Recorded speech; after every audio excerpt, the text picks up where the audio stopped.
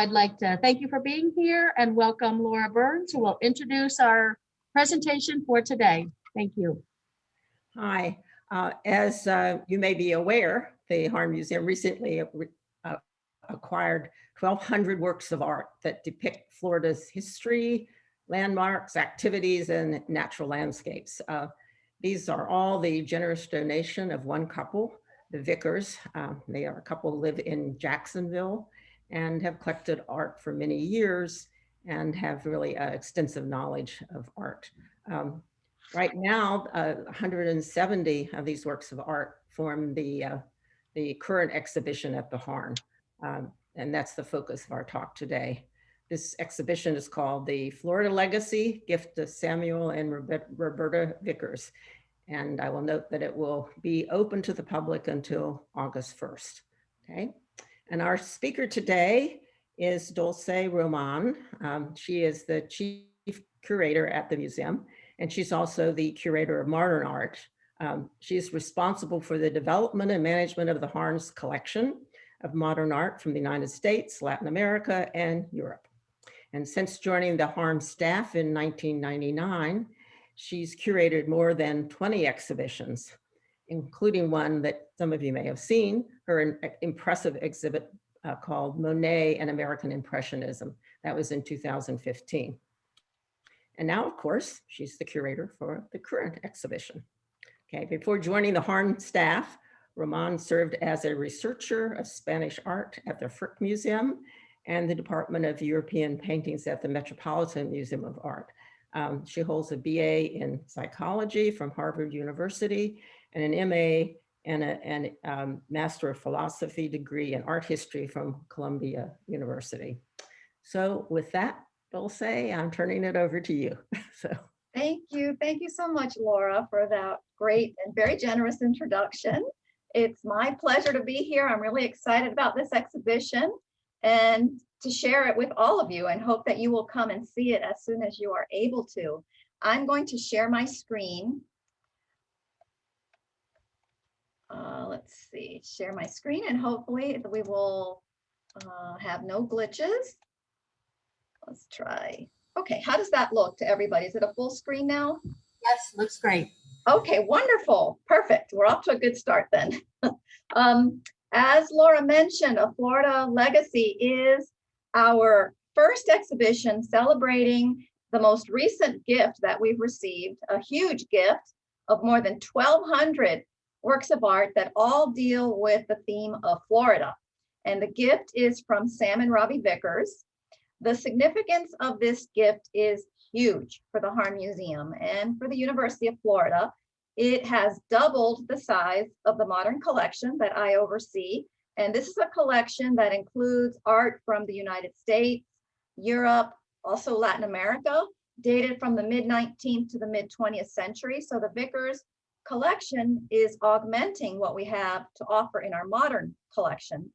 And this gift has also added more than 700 more artists to the Harn's permanent collection. So this is really huge.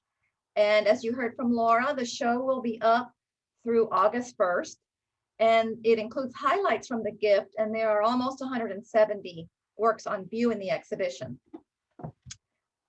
I want to show you this wonderful portrait of Sam and Robbie Vickers.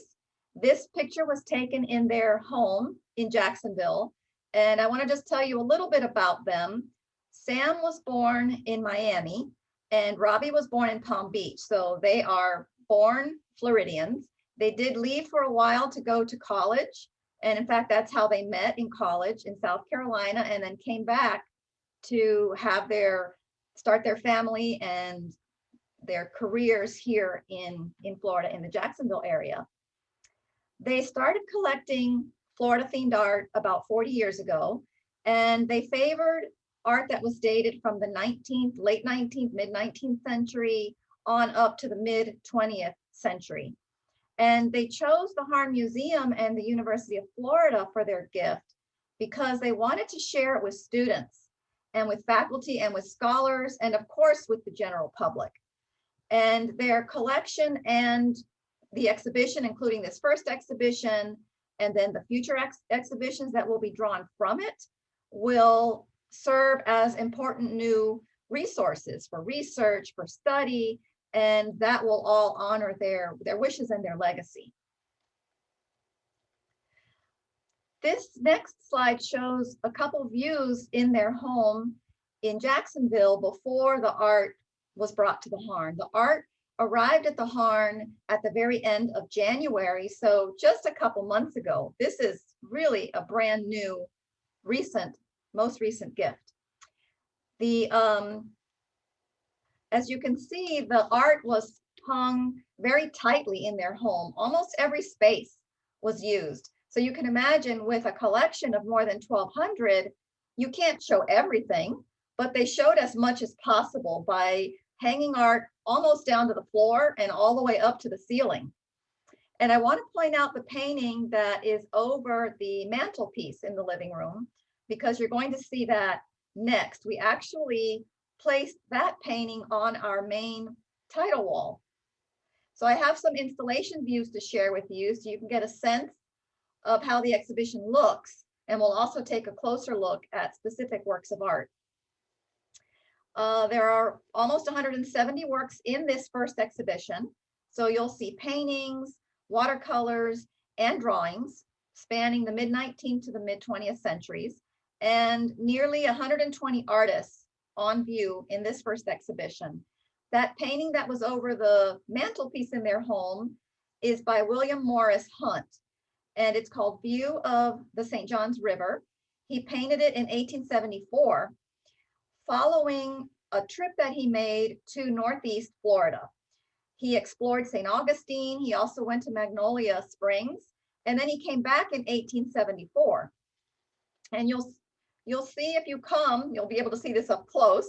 It's really a meditation on water, on land, on clouds, which you see reflected on the water surface. And it has a very muted palette and soft forms that create this kind of a moody, dreamy contemplation.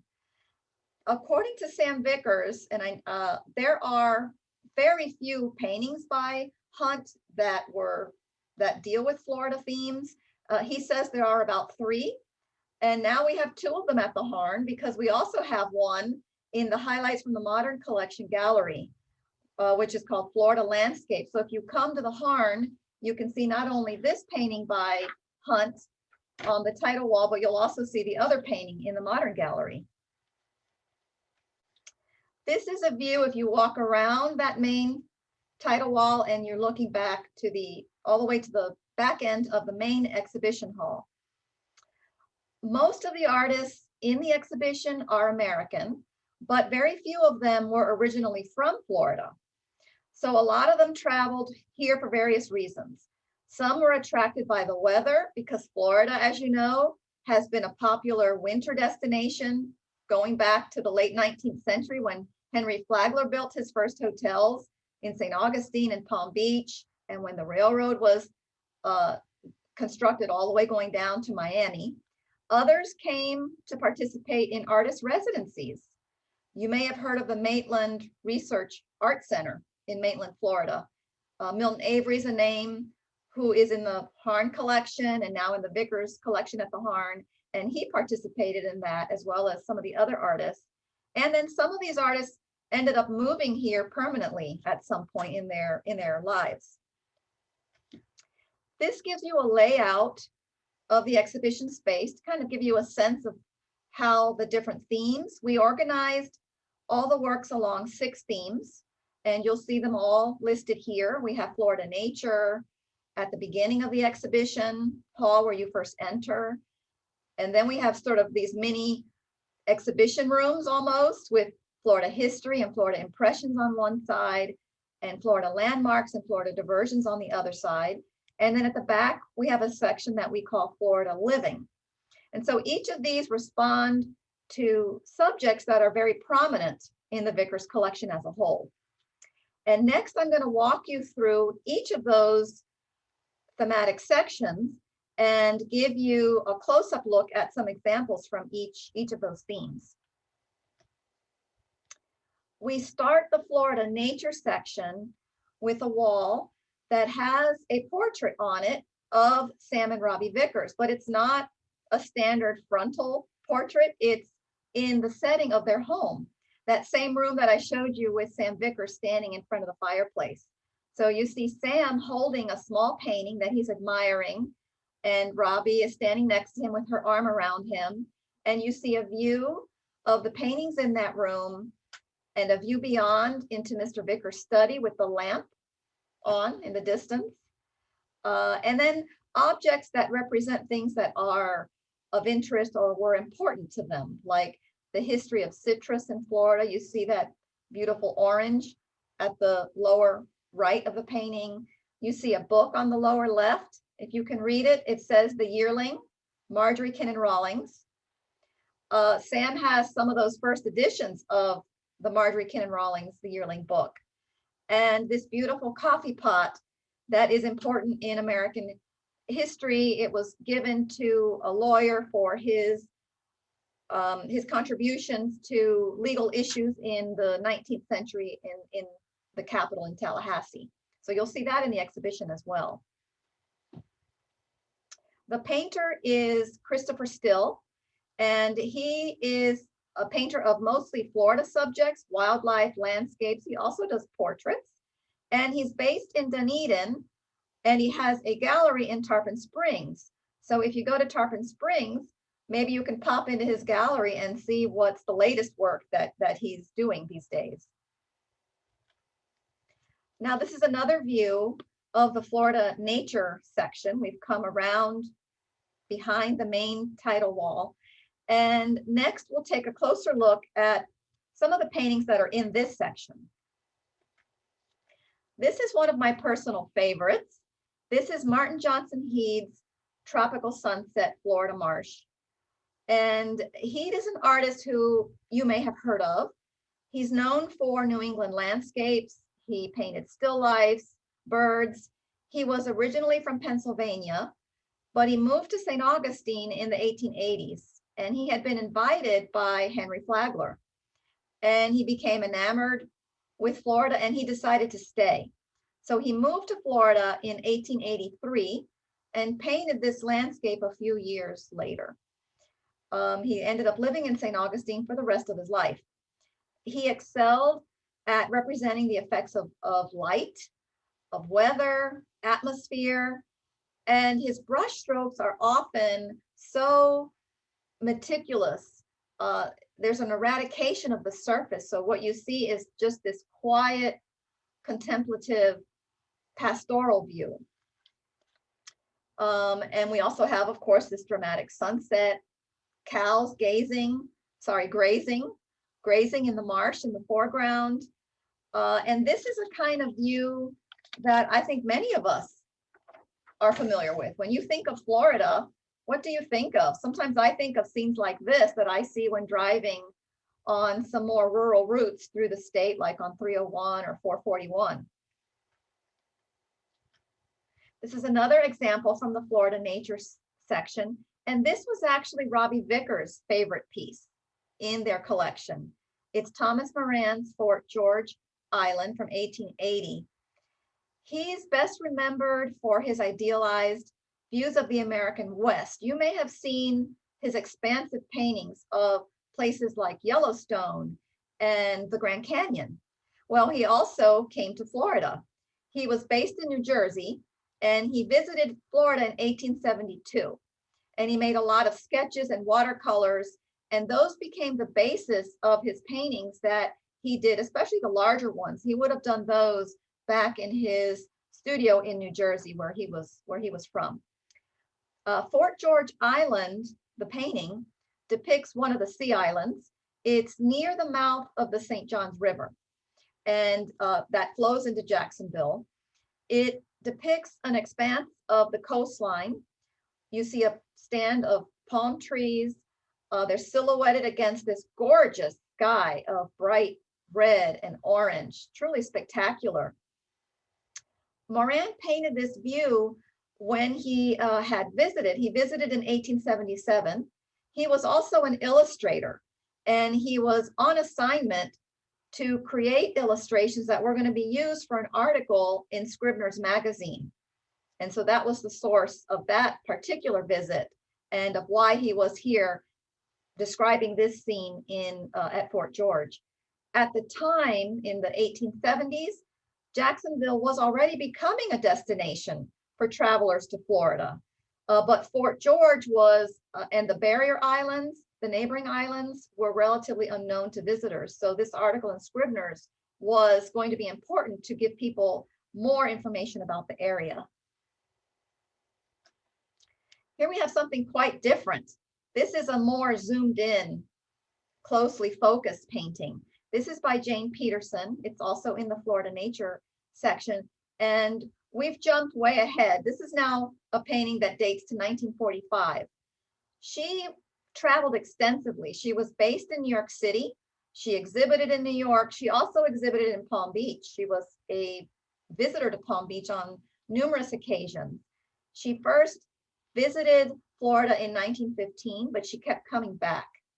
And in the 1930s, she already had become almost an annual visitor in the winter to Palm Beach. This is a painting that fills the canvas with these gorgeous coconuts. They just fill the canvas.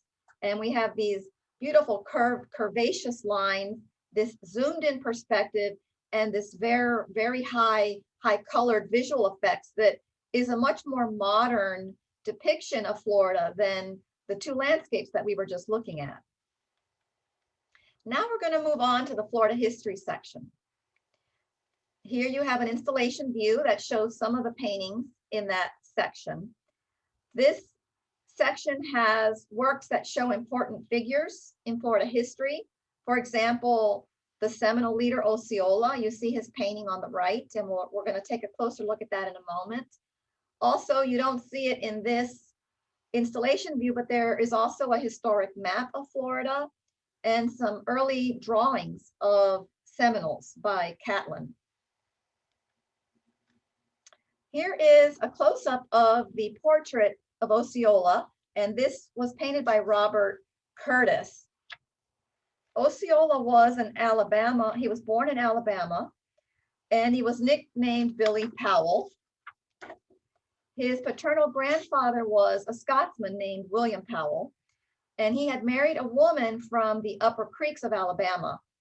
And when he was a child, his family migrated to Florida, and they became part of what was known as the Seminole people. He became Seminole chief from 1804 to 1838, and he was leader during the Second Seminole War, when he and other Native North Americans resisted relocation from their ancestral lands in Florida to territories west of the Mississippi River. And in January 1838, he was captured by the US Army and imprisoned, and then died of tuberculosis soon after. While he was imprisoned, he had been moved to Fort Moultrie in South Carolina. Robert Curtis visited him there to sketch his portrait, and that was the source of a number of portraits that are in several museums throughout the South. And the portrait, some have said, has references to his Native American heritage in, for example, the 3 ceremonial pendants, breastplates that you see on his chest, also the beaded belt, but also references to his European heritage from his father's side in possibly some of the textiles that you see here, the scarf, the cotton shawl, and then the scarf head wrap. Another painting in the Florida history section is this gorgeous landscape by Thomas Moran. It depicts the watchtower in St. Augustine. Many of you may have visited there. I've visited there. It's at Fort Matanzas, and it's a coquina watchtower that was completed in 1742. And Thomas Moran visited this area in the 1870s. And then he painted this in 1881. So this is a area that protects 300 miles of coastline, including St. Augustine. And the watchtower sits in the center of the composition, kind of low on that horizon line.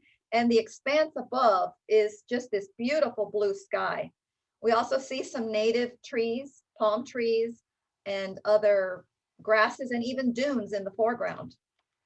Moran painted this in his studio in East Hampton, New York, but he relied on sketches that he had done when he visited the area in 1877. This is a painting of the Castillo de San Marcos, which is the more well-known of the fortifications in St. Augustine. And Louis Comfort Tiffany painted this scene in 1885. Tiffany is an artist who people familiarize more with his art glass and the work that he did in Tiffany Studios. The Harn has a large collection, about 65, of his art glass that he made in his studio in Corona, New York. But he also had a career, actually started his career as a painter of landscapes, architecture, historical subjects.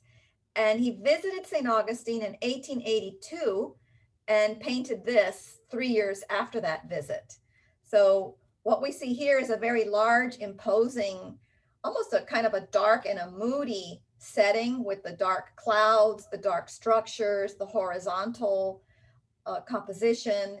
And you see figures in the foreground that are in very dark colors. So it has a sort of a romantic feel to it.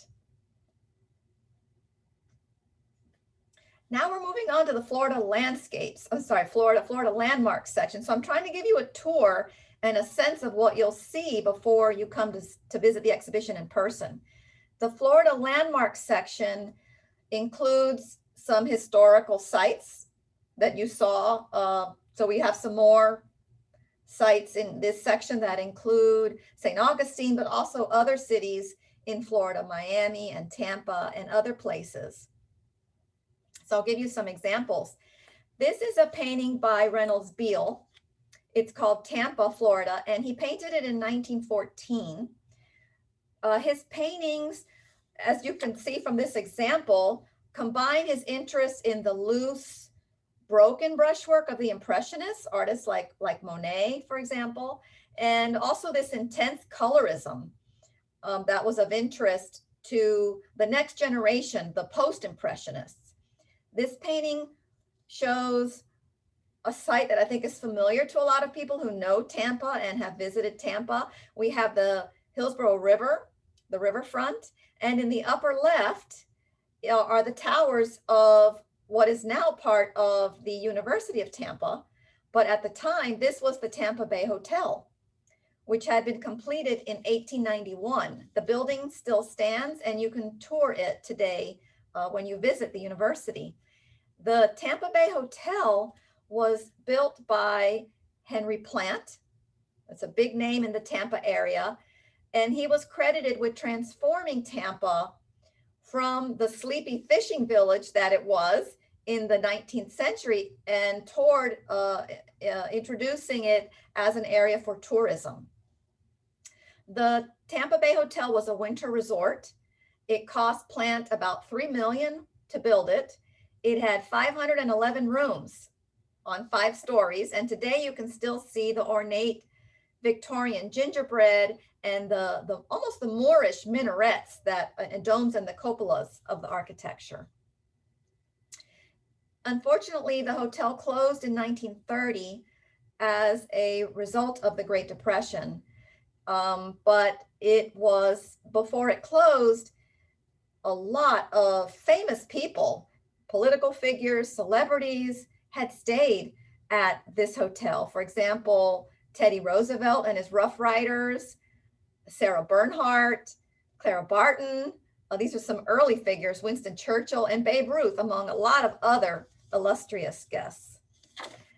The next example is a shocking contrast.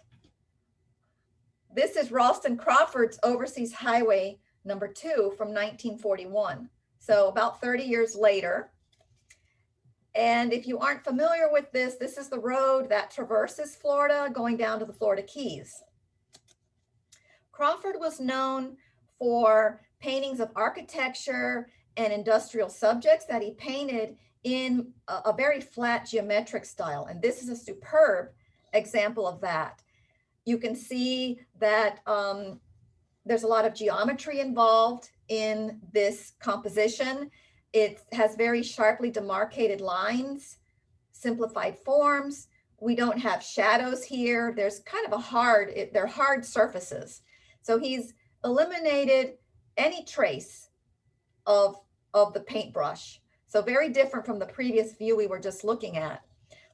And overall, it has become a very abstracted, eloquent, almost an eloquent abstract design of the bridge. Another example from the Florida Landmarks section is this painting by Everett Shin called Saturday Night at the Ringling Hotel, Sarasota. Shin worked not only as a painter, but also he worked as a playwright, as a set designer, a film director, and a lot of his paintings deal with subjects of entertainment, the circus and vaudeville. Those were some of his favorite themes. And he also was interested in capturing scenes from the viewpoint of the viewer or also of the performers. So sometimes you see the perspective is from down low, looking up at the performers, or at the height of the performers looking down on the audience. As you see in this example, it's as if we were up at the level of the aerialists. So that kind of heightens the spontaneous excitement as if you were there participating in this spectacle. Now we're in the Florida diversions section. And this is a part of the exhibition that shows a lot of the popular locations where people who are from Florida or visit Florida go to enjoy activities, whether it's the beach or golfing or the racetrack or places like the historic Parrot Jungle and Monkey Jungle. You may be familiar with some of those old Florida attractions that were popular in the 20th century. We're going to look at a couple examples. Here we have two works on this screen. On the left is William Aiken Walker's Ocklawaha River. And this is a painting that depicts a stern wheeler. And that is a steamer that's propelled by a paddle wheel that's positioned at the stern. Walker was a painter active on the Atlantic coast, and he maintained a winter residence there for 30 years. So he was very familiar with this area. He painted some paintings on a much grander scale. We have larger works by him in the exhibition, but also these small paintings. This is only a 10 by 6 inch painting. And this was a type of work that would have been not very expensive at the time, and where visitors to the St. Augustine hotels could have purchased small paintings like this to take home with them as souvenirs. So think of them as painted for the tourist to take home. In the late 19th century, the forested wetlands of the East Coast were already a popular travel destination. And I mentioned earlier that travel literature discussed the area and places that you could go to visit and places where you could stay. And so a lot of boats were already taking tourists up and down the St. Johns and the Ocklawaha and some of these other rivers in the area. The larger painting that you see on the right is also a small picture, but I've enlarged it here for you to see the details better. This is by Doris Lee, and it depicts the Everglades. And it's from quite a bit later. It's undated, but it's from sometime in the 20th century. She worked in New York. She had a studio in the city on East 14th Street, and she was captivated by Florida, like all these artists in the exhibition. She painted in a flat, dramatic style, somewhat like Ralston Crawford, the painting we were just looking at, although she had more of a folksy kind of approach in her depictions and in her figures. She and her husband, who was also an artist, his name was Arnold Blanche, they spent their winters in Florida, mostly in Key West.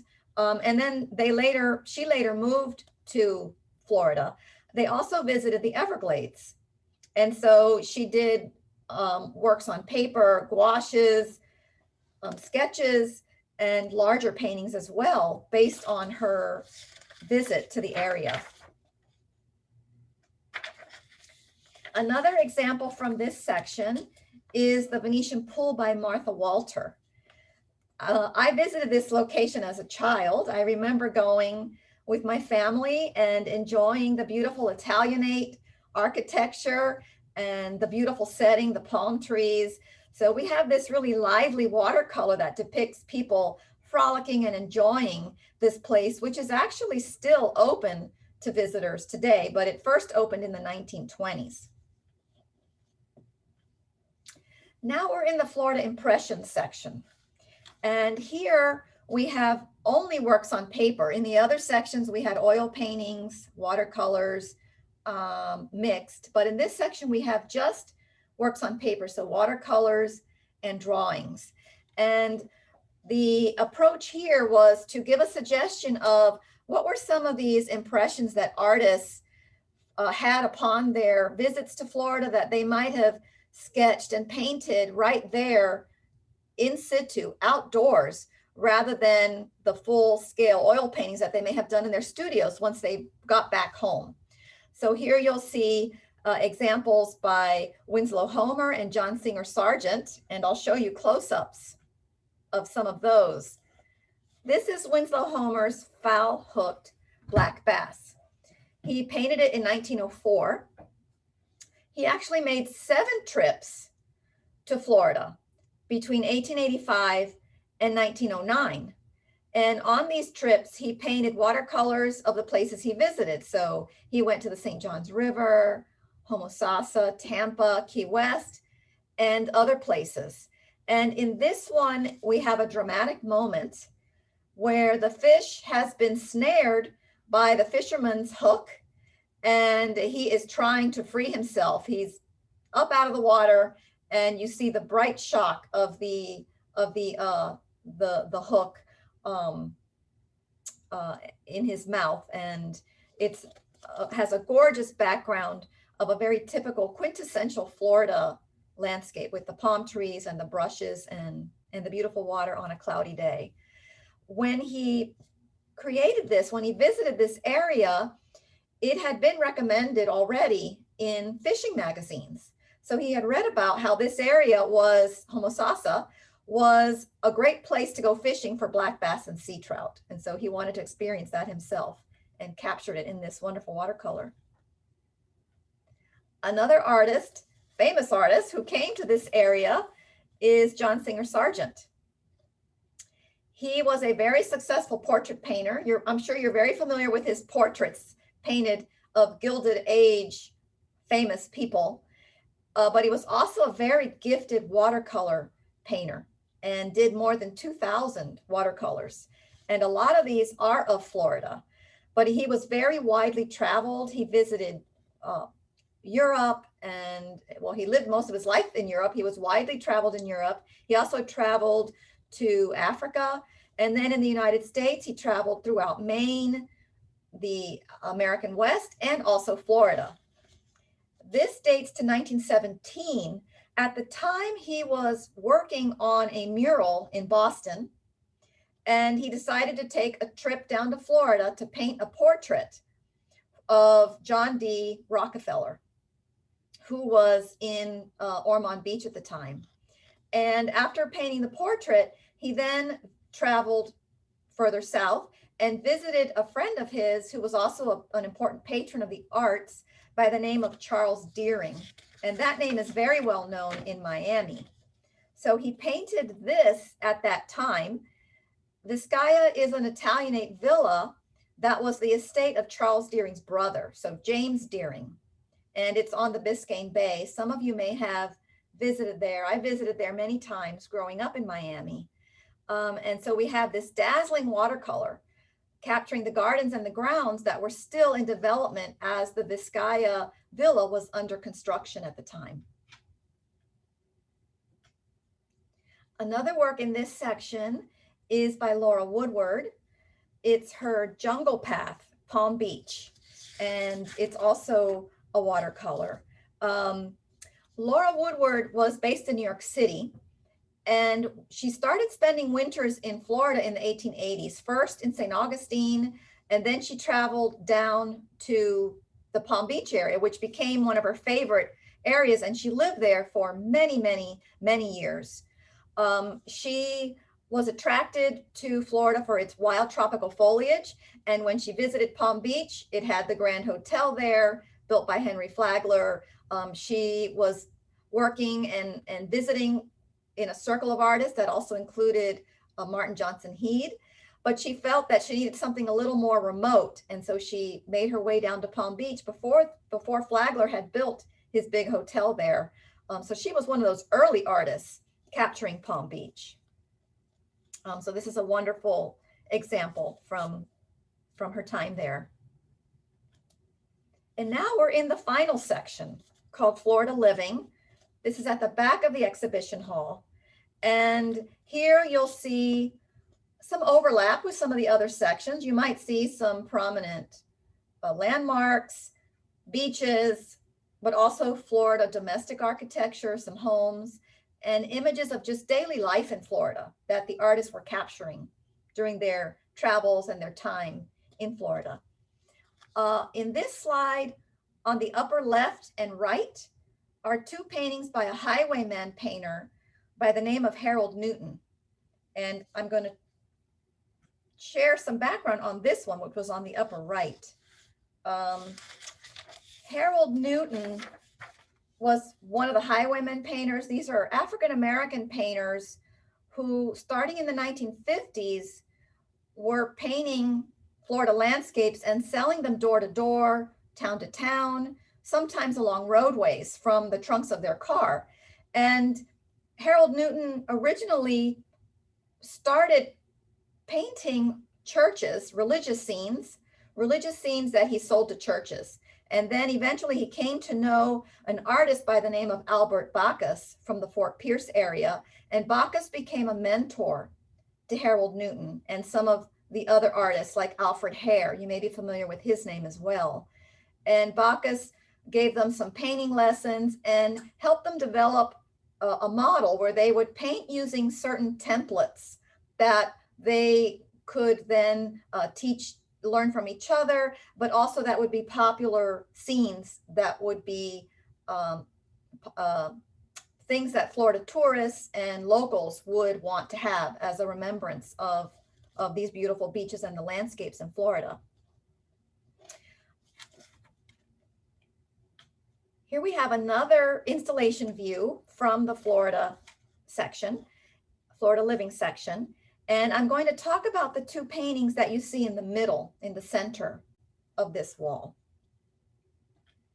The first one I want to talk about is by Marguerite Zorak.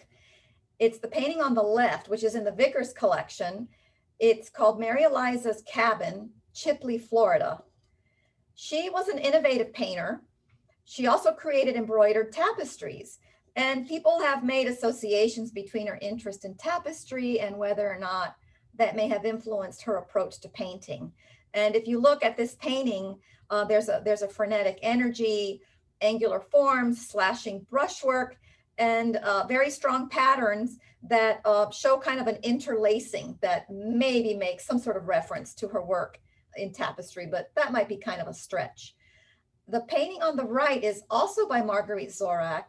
It's not from the Vickers Collection, but I wanted to show it to you because it gives us some information on the subject of Mary Eliza's cabin. So the painting on the right is a portrait of a woman named Aunt Mary Eliza, who was a midwife in Chipley, Florida, in a rural area in the panhandle of Florida. And Marguerite Zorak was introduced to Aunt Mary Eliza by friends who Marguerite Zorak and her husband, William, also an artist, had visited in the Florida Panhandle. So the friends are named Albert and Bethenna Dearmont, and they introduced Marguerite and her husband William to the local area and to Aunt Mary Eliza, and who must have sat for a portrait. And so we have that background. I wanted to share that with you. This is the last painting I'm going to share with you from the exhibition. This is also from the Florida Living section. It's by Stephen Dohanos. He was an artist who was active for the Saturday Evening Post. He did a lot of paintings that were used for the covers of the magazine. And in fact, we have a picture of the cover here on the left. Now, he worked from photographs, and you may have heard another artist who did a lot of these covers, Norman Rockwell. Norman Rockwell also often worked from photographs. And the artist who took this photograph on the right, Joseph Steinmetz, was also working for the Saturday Evening Post. So both artists were employed by the Saturday Evening Post, and Steinmetz took the photograph that was going to be used as the basis for the painting by Dohanos. And it's called View Showing John and Lizzie Wilson from Boston, Massachusetts in Bradenton, Florida. And you can see that the artist did make some choices, some changes, right? It's interesting to compare the two. So instead of, I guess it's a palm, some sort of pine tree that you see in the back, I'm not sure. Instead of that, he has put palm trees. Maybe that's because he felt that's a tree that's more associated by the general public with Florida and Florida landscapes. So we have palm trees. He added the figure in the front, the man who's walking across the front smoking a cigar. He added that, and he changed a few other details in the work. So I hope I've given you a flavor of what you're going to see. You might be asking, well, what's next? What's on the horizon next? So this exhibition closes on August 1st, but that's not the last you'll see of this incredible collection, because we're planning to do a smaller version of it. So I'm not sure, maybe a third of what you see in there now will also be in a smaller exhibition that's going to open in late September. So we plan to have selections from the Vickers Collection up indefinitely until we can have that new wing open. So when you return, you'll get to see different permutations and different selections from the collection, because there's so much that we can organize based on this gift. For example, we can talk about just Florida history, or we could do a show just on Florida tourism. We could do a show on artist communities. We could do one on the women artists. There are about 120 women artists in the collection, and 14 of them are in this first exhibition. So there are so many possibilities, and I'm really excited about the future and all the exhibitions that we'll be able to organize. And I have this slide up as a reminder that we're open. The Harn is open every day except Monday, 10 to 5, Tuesday through Saturday, and 1 to 5 on Sundays. And you can go to our website to find out what's the latest that's going on in the museum. So I am going to stop sharing the screen and see if anyone has questions they want to ask or comments. And if you've seen it, what you thought about it.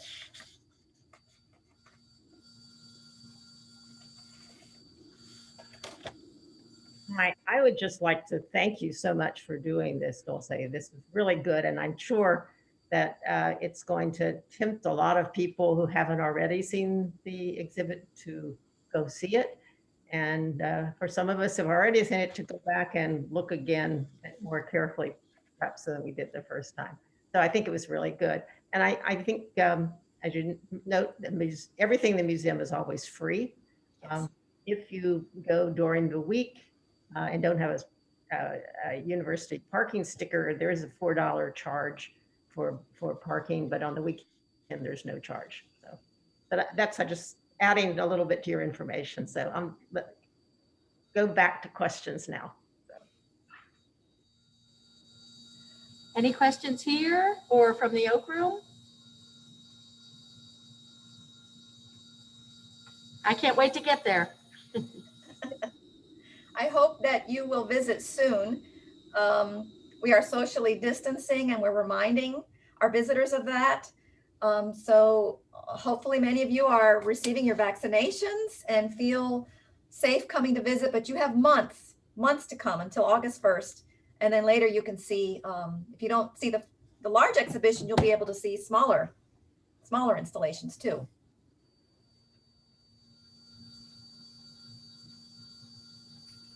I just want to say that I'm very familiar with a lot of the backgrounds of the artwork. And I lived in South Florida for almost 25 years. And so I'm very familiar with the parrot jungle, the monkey jungle. I lived in different areas in South Florida and then moved to Gainesville about 16 years ago. So, and I love art. And I've been a member of the Harn ever since I've lived here, 16 years. So I support anything you do there. So thank you very much for bringing this presentation to us. Oh, thank you. You're welcome. And yes, I remember the parrot jungle and the monkey jungle. And I think one of them is still operating, at least one of them. Ms. Roman, there was a question in chat that said, did the collection have any more, oh gosh, Winslow pictures? No, that's the only Winslow. That's the only Homer in the exhibition. So yeah, well, you know, there's 1,200 works. So obviously we could only show a small fraction, and we knew people wanted to see that Homer. So we made sure and put it out in the very first exhibition. Yes.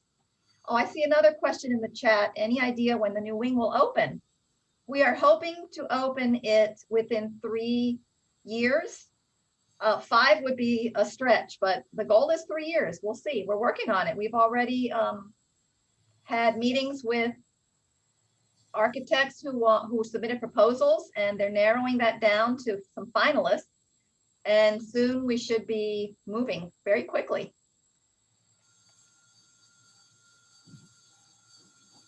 All right, any others? Well, we sure appreciate your time, and thank you everyone for being with us for this special ILR presentation. And hopefully you'll see us all over at the Harn. Yes. Stay well, everyone. Thank you. Thank you, everybody. Bye. Okay. I'm surprised you weren't